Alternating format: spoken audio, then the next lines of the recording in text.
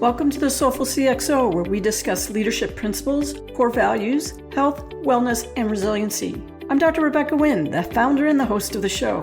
Do you have a topic or guest you would like to be featured on the show? Would you like to be a sponsor? Please reach out to me on LinkedIn or email me at rebecca@soulfulcxo.com.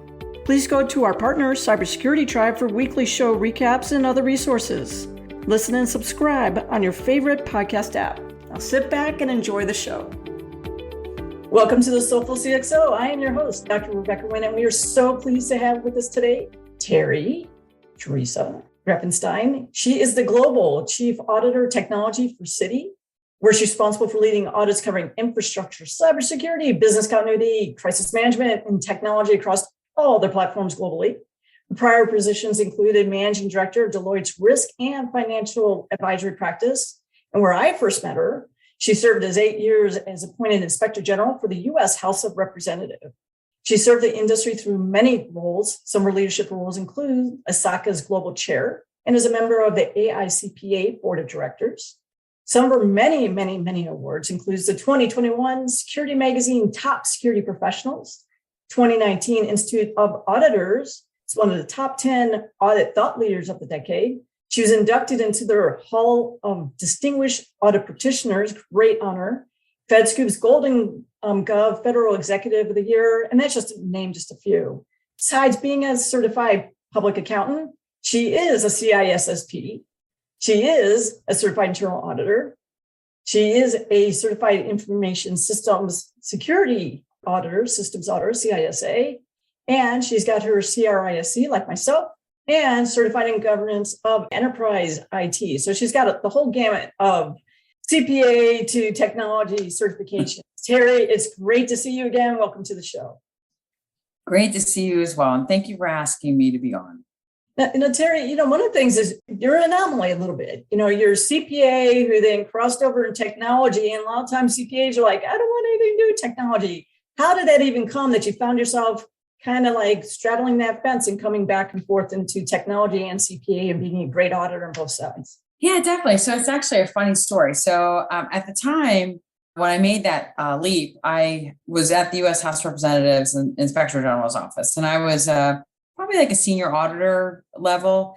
And so there was this thing, and the youngsters are all cringe, like Y2K. There's this thing that they called Y2K. It also dates me. But Y2K, at the time, we were all really afraid about it. And it was like, what's going to happen? And are all the planes going to stop? They're going to crash out of the air, or our water treatment facilities stop working. And when I was working at the House, they also had concerns. At the time, I think it was Republican controlled. And so a lot of Democrats were concerned. It's like, okay, if this is Republican controlled, is there a possibility that the one party can fix the system so that they benefit, but the other side doesn't get the Y2K fixes? And it was like, can that even be possible? And so anyway, they put me in charge of this project to look at that. So it was very political looking. I was nonpartisan, but very political looking. Are people being treated fairly? But as I got into it, at the time I was a CPA and more of a financial statement type of person. But when I thought about how cool is, it's risky, but how cool is that this software bug could potentially bring down society as we know it? And so it really just thought, I got to do this. And so honestly, that was the hard shift when I went over to the IT side of the house, and I picked up the CISA certification, and I just sort of immersed myself from there and just decided that was the new me. Yeah, I think I read one of your stories or something like that. It said like one of your top first projects was looking at Active Directory. Oh, yeah, in 2000. Yeah, how was that? Because, a lot of times I talk to people, a lot of people think we just float on water and we never have like scary moments in our own lives where we just have to figure it out. What was that all about? Yeah, so for Active Directory, for those of you who were not around, in the profession before Active Directory, the precursor to that was Windows NT. And so at the time, again, I was still at the House of Reps, and how that worked was every single committee and office would run their own NT platform. So they had servers sitting all over the place. And there's a lot of risk with that because you have people with varying levels of technical, capabilities managing these things. And the other thing is you have all this disparate stuff all trying to connect into one uniform platform, right? One uniform network rather. And so one of the concerns, again, because it was a political environment, it's like, well, if we have an active directory, what's going to happen with enterprise administrators? They could technically go in and hop across the different member offices and committees. And so what do we do about that? And so even though I think at the time I was probably like an IT audit team leader, or maybe auditor in charge or something, but for the Inspector General's office. Now at that time, I had to get up. Usually auditors are just kind of looking at the controls, but I had to get up in front of all these committees, different House committees, and talk about, why did I feel comfortable that there wouldn't be any political shenanigans with people crossing across the different parts of the Active Directory? And so it was high stress because there was a lot rolling on that. And so I had to quickly get up to speed on Active Directory. And that was my first really big hardcore project, and understanding, the forest and what does that mean? And, what if you had multiple forests and what's the complexity there? And do we want to divide it into a Republican forest and a Democrat forest, or do you want to have one big forest and all that? And so whether I liked it or not, it was painful learning it, because it was like definitely my first jump into the deep end. But that's been sort of I think some of the most painful and difficult life experiences you have end up being the best ones long-term. So if somebody who's watching this is living through one right now, when you get through it, it's either going to be a funny story or it's going to be one that's sort of like ground changing. It's like earth, whatever, moving for you, because it's going to give you the foundation for so many other things that you can then build upon. How do you go about tackling those hard situations? I mean, some people I first go, I tell you, it's sometimes being in the car and being able to scream, sometimes it's my best outlet to actually allow me to think clearly. How do you go by when you're in those high stressful situations? You got to get it done, right? We come from government, right? Mission first, got to do it. What do you do as an individual to, get yourself centered to actually start taking those proactive steps to move forward? Because, when you fear, you freeze. How do you personally deal with that? So it's the same thing whether it's in your personal life or in your professional life. I say the same thing to my kids. So I have a son who's getting ready to go to college, and I have a daughter who's a senior in college who's getting ready to go into the real world. And so both of them are stressed out, because it's like big life change. And what if they make a mistake? And what if they don't know this, or what's going to happen? All these things. So as an adult, you still have those emotions and feelings. Anytime you embark into something new, it's like, oh, am I going to be okay with this? Do I know how to do this? Or it could be some massive project. Your personal life, like if you are selling your house, or you're getting ready to retire, or you're changing careers, whatever it is. If you look at the totality of something like that, it can be crushingly overwhelming, where you become stunned into inaction, or you want to go and just kind of make your brain separate it from it. So I would just block it out. And that's I think some of the root cause of procrastination. We're putting it on because we don't want to do it, or we're afraid of it. And so what I would say is just do the next right thing, whatever that is. Instead of looking at the totality of some big mountain you got to climb, what's my next right step? What is the next thing I need to do to get on my path forward? And so that way, instead of thinking, I got to learn this whole big thing, or I got to do this whole massive thing, and what happens if this goes wrong? You can't control what you can't control. You only can control your reaction to it and getting through the next thing. So take an increment. There was a guy I met early on in my career, and I'm sure this is a saying, but he used to say, how do you eat an elephant? My answer is, I don't want to eat an elephant, but you eat an elephant one bite at a time. So it's that thing too. So instead of worrying about the big massive thing, little bit, and it'll get you there. No, I agree. I tell people start somewhere. I would never eat an elephant. I'm a vegan, but but I tell people you got to start somewhere. And if it's the easiest thing that gets you that momentum, then do that. When you even did the House of Representatives, and obviously you had a 25-year career or so in the government, like you said, about every 2 years, you would have new staff that has to come in, or new people you had to deal with. And then you were Deloitte, for a few years, and now you were Citi for a few years, and you've still been able to be a transformer and to get people on the same page. And I would tell you, it's tough to go ahead and get buy-in and to go ahead and get people on the same page, but you've been doing it successfully, and people forget it because you've had to do it successfully every 2 years. What's your golden gems on that? How do you do that? Because it's tough for most of us. Well, I think it starts off with, so to your point with working at the house, every 2 years they had an election cycle. So every 2 years, I would have a new batch of people coming in at the staff level or at the leadership level. And so they don't know me and I'm just this new face and I could potentially pose a risk. Same thing with my, in my current job at Citi, I'm the auditor, right? So I'm the global chief auditor for all of technology. And so as I'm meeting people, I'm a new face. They don't know who I am. And same thing at Deloitte, I'd go into clients and recommend they do this or that. Again, they don't know me. So I think what it all comes down to is you can be the smartest person in the room, but if you don't have interpersonal skills and the ability to make relationships, it's almost a waste. You have to be able to make those relationships and you have to prioritize those. Because if you're a new face coming in, who are you? Like, why am I going to listen to you? You could have some agenda to, take me down or some like weird agenda to build, you've lived your career on the bodies or the carcasses of others. They don't know. And so I think what you do is you invest that time in the front end as to why a person should trust you. And the reason why they trust you is through consistency and doing what you say and saying what you do, right? So if I'm going to come in and do something and behind the scenes, I'm like actually doing this and that, that's not trustworthy behaviors. You got to actually follow through with what you say. And if you find like from an audit perspective, one of the classic things that people are afraid of is I'm going to come in and I'm going to look, whatever it is, I'm going to go minutia, little tiny little things, and then try to sink your battleship over sort of silliness or do it in a way that's not transparent.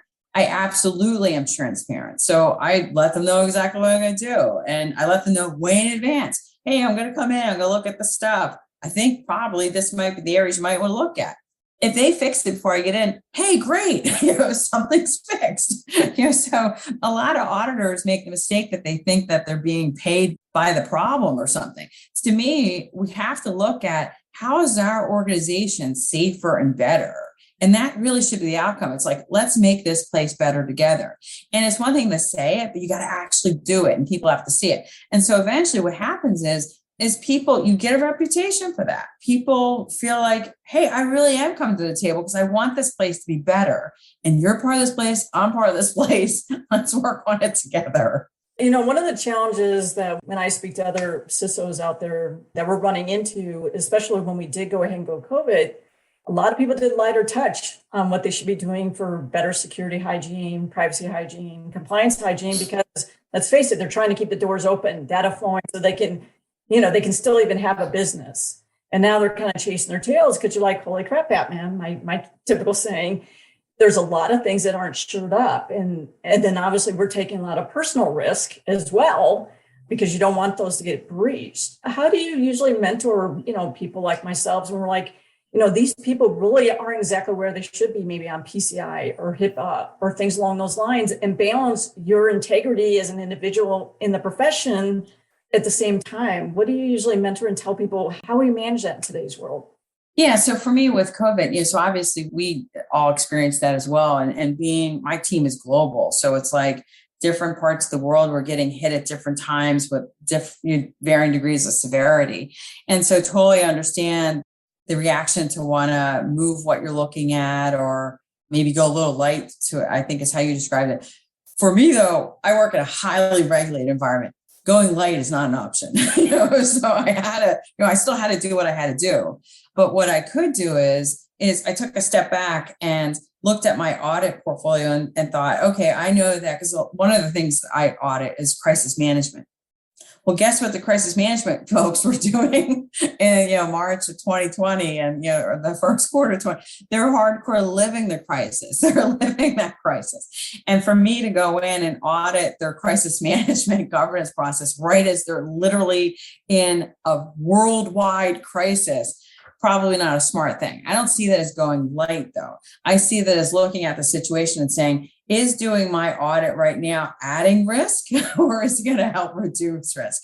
And doing it right then would have added risk. Now I had to go through and justify what my rationale was, and I couldn't put it off into perpetuity, but looking at it and saying, what's reasonable? How can I move this so that way I'm not adding risk, but I'm still doing my job? And so the other thing I would say is that as an auditor, And even security professionals, we all get pressured at some point by somebody saying, you guys, like, you want me to do all the, like, if you're a security person, you really want me to do this extra security thing. And do you understand how I got to get my job done? And you security people are such a risk to me. Or auditors, like, coming in and auditing this, it's like, I have all these really important things to do. And if you come and audit this, you're going to ruin the world. I mean, and the thing is, it's like, and the first reaction is, it's like, I don't want to be the person who ruins the world. I don't want to be that person. I want to be liked. I want people to like me. But at the end of the day, it's like, our job is not necessarily to be liked. We got to do what's right. But you have to balance that. We don't want to be zealots. We don't want to cloak ourselves in this like thing where, oh, this is the right thing. No, sometimes gray. The world is about gray. But you have to look at it in terms of you got to do what's right. And you have to, at the end of the day, for me, I have a moral compass, and I got to be able to live with myself, and I got to make sure that I am doing the right thing, but also looking at the other person's perspective and saying, okay, is there anything that we can do that still keeps us all on the right path, but that is sort of, acknowledges the very real business types of responsibilities that the other side has? And can we strike a balance? Can we move things a month? Can we scope this part out and maybe look at it in 2 months? Or, a lot of it's about how you scope things and the timing of things. So that way you're not crushing your organization, but you're still doing the right thing. Yeah, I know one of the things I needed to do is I really had to go to our top customers and saying, hey, I got people like running for the buses or whatever to get out of the buildings globally. There's an additional risk that you're going to have to accept for a short period of time. And this is how I'm doing the mindful the best I possibly can. But I got you have a lot more, but I had 10,000 satellite offices overnight. I mean, it's really hard to kind of be a ghost in everybody's, place to go ahead and see how they're doing. When you have those conversations with executives, people talk about, do you do a 15, bullet point? Do you 15 pages, do 175 pages? Do you do 1 page to go ahead and communicate? Have you found over time a way to communicate really what the security risk posture is to the organization, even from an audit perspective, an effective way to actually communicate that effectively to the executives? Have you found any golden nuggets that way? Because we're all looking for them. Yeah, sure. That's a great question. I would say that with most really senior executives, bottom line up front, just tell me what the answer is. Like, I know when somebody's briefing me and it's like, they think they're going to tell me a mystery novel, and at the end, they're going to tell me the butler did it. It's like, just tell me right now, did the butler do it? We can go chase him down, together.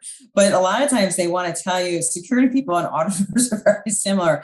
They want to show you all the great work they did. So they want to show you 10,000 pages, bullets and sub-bullets and appendices and supporting spreadsheets and whatever. And it's like, and because that's what's meaningful to them. They want to show you that they did the work and that's really data driven, which I respect, because we want people in those roles who are driven by data and who've done the work and stuff. But you got to be able to summarize it. So that way you're telling your stakeholder, your very senior person, that this is what they got to worry about. And this is either how we're fixing it or how I need their help. What's their decision? What's their role in this? And if there are a lot of senior stakeholders who want to drill into the detail. And so if you have that in your back pocket and say, okay, let's go through it. And so that way you show that you did the work, but not all, because a lot of times you get these really senior executives and they only have 15 minutes because it's like they're dealing with you and 1,000 other, big problems, and they can chunk off this amount of time. So I would say know who your stakeholder is, because a lot of us will know it's like this person loves details. This person maybe wants a summary, but always, regardless if they're a detail or summary person, always start off at the bottom line up front and what you need from them. And when you start a brand new company and you go in there, I know everyone's like, what are you going to do your first 90 days? Well, one of the things I think is really challenging is one, trying to find out what that true culture is. And you've had 2 quick cultures here in the last, several years. What do you normally do as an individual to go ahead and try to figure out exactly what the culture is, who are the key people is, what's the tone that they like to be spoken to, what's the best briefing style? What kind of things can you recommend people go ahead and look at even when they get there, or who they should be talking to in the organization to figure that out? So one of the things I would say is when you change an organization, I think I'll start with the biggest mistake you can make, and then I'll go into how I think to navigate a new place.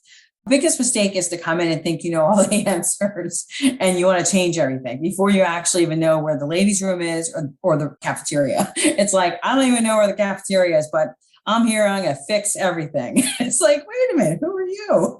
And so I would say, don't do that. Even if you think you've heard rumors or whatever during the recruiting, they said this really needs to be fixed, go with an open mind. In terms of how to kind of really get a sense of the lay of the land, the first thing that I've done is meet with all the people. So it's like in my current role, one of the things I did is that I met with the team, because they're the people I'm going to be working that are going to be on my team. I met with my peers within audit, and then I met with the stakeholders, and then I met with my boss. And so through each one of those, even though my peers may be auditing different areas or managing different departments, they're going to give me a piece of the puzzle as to how the overall organization works. And meeting with stakeholders. So if you work in a pretty big environment, you're going to be dealing with stakeholders in the first line and second line. And so your risk people, as well as the people you interact with, like for me, it would have been the ScO function at the time, really kind of get a sense, and not just one person, kind of get a sense across. So in the first, say, 30 days, it's really about just meeting all the humans and then setting up recurring meetings. And as you kind of meet them, you're getting a better sense of all their different views on what's going well, maybe what's not going so well. And you have to take into account the fact that people aren't necessarily going to be throwing their, wearing their heart on their sleeve that with telling you everything that's bad. They may be a little closer help depending on what their role is, but it's you're taking that into account. And at the end of it, it's sort of, you're going to kind of almost do like my former role when I was in professional services. One of the things I would do was help new chief audit executives and new CISOs in their role. And as they were doing it, I would give them this exact coaching. So they would do all these interviews with people, meet all the people, and then we'd diagram it on the wall and say, okay, here's your org chart. After, what's your impression of all these folks and stuff? Do you think this one's going to be one that's going to really help you in terms of achieving the vision? Do they feel like they have a solid sense? Who are some on the fence and ones that you really need to kind of, help them along the journey? And who are some of the ones that are net detractors to the overall, and kind of keep a watching eye on them and see what you need to do. Same thing with processes, map it out and say, okay, based on my 30 days, my first 30 days, what are some of the processes I think that probably might be problematic and ones that we might want to drill into a little bit deeper? What are some of the ones that are key that I really need to learn better before I start monkeying around with them?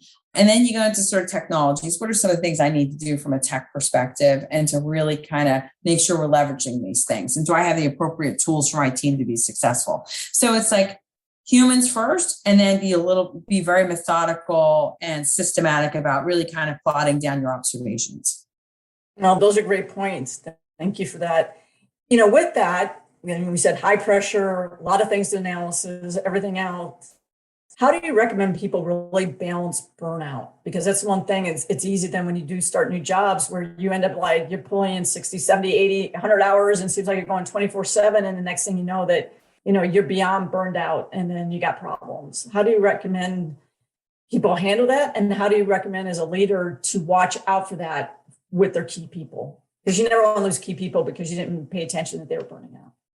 Right. No, I think that's a great question. Thank you, Rebecca. So from my personal experience, I think there is a time that you need to probably double down and understand that when you're first getting into a place, it's probably not a 40-hour week. I don't think it's ever a 40-hour week job if you're at a certain level in a company. But when you first start somewhere, absolutely not a 40-hour week job. I think when I started my current role, I think the only time I wasn't working was when I was actively asleep, initially. But that's more about me than it is about what was being demanded of me. But it was more about me. I needed to read everything. I wanted to make sure I understood everything because I didn't want to change stuff unless I really understood what it was, what the current situation was. So, but that should be like sort of a defined period of time, right? But then after that, you need to kind of start setting boundaries. So, what are those boundaries? Because if you are all just living work and your kids don't know who you are, your partner doesn't know who you are, it's like, well, what am I doing this for? And so I think that it's okay to, double down and to really invest yourself in work in these kind of key, periods of time where you're having to, learn a new thing or build a new process or build a new team. But after that, you kind of got to set those boundaries. And one of the things I saw during COVID, I think collectively, in the very beginning of COVID, collectively, none of us had boundaries. Like, it's like when we all started, I know for me, because I have a lot of teams in Asia, I have, Asia Pacific teams, I have European, Middle East, Africa, as well as North America. And so my days, it was getting weird where my meetings were starting at like 6 a.m. It's like, because people were like, well, we know you're home.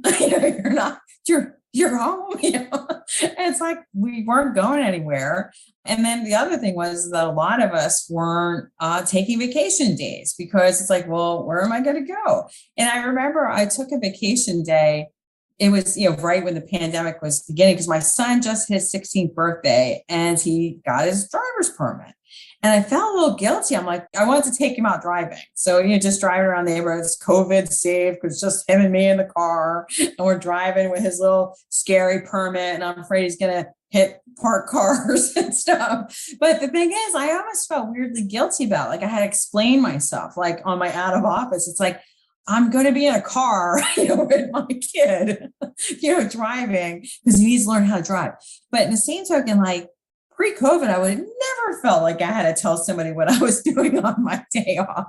And so I think with COVID, it took away a little bit of our privacy and our ability to disconnect. But for our team, and I know our CEO, where I'm at now, made it very clear. It's like, we need to make sure we're striking those balances with work and life, and that we need to make sure people have enough time to decompress and have lives and all that. It definitely, massive culture shift where we do have boundaries, and it's okay to be off. And I would say for those who are still struggling with that, change starts with you, right? Where it's, I would make it accusatory or negative kind of tone to it, but just have that conversation. It's like, what can we do to make sure that we don't burn people out and that people feel like they can have a life? And I know during COVID, another thing was mental health, having some folks, I know I had a couple of folks on my team where, they're dealing with little kids that couldn't go to daycare or school, and they're managing little kids or even school age kids, and they're having to get them launched in remote learning and having to come back to their work and look presentable, but they're frazzled and stuff. And just, if you see that on your team, it's like, they're a human being, and just like talk to them and make sure that they're okay. Because if they're feeling isolated and alone, it's like, they're not going to bring their best, right? But as a human, you should care about that. And, I would just say, make sure that you're on the lookout for that and helping each other. No, thank you. And thank you for reminding us the humans. I tell people, you can lose good people just because you have a caring heart first and see what's going on. Our times run short. Terry, how do people find out more about you, follow you, maybe get to you if they need to speak events, and how do they learn more about Citi? Yeah, definitely. So in terms of Citi, we are hiring. So definitely, check that out. I know that on my team, we're growing. When I started my role as Global Chief Auditor for Technology, we were at like 195 right now, up to over 300. And so it's like, we're growing. Apply. In terms of reaching out to me, LinkedIn, send me a note on LinkedIn. And I really do. I don't necessarily look at it real time, but if somebody, I try to go through all the messages and stuff, me personally. And so send me something on LinkedIn if you want to reach out, and, we'll try to connect. Terry, thank you for being on the show. You are a soulful CXO. Thank you very much.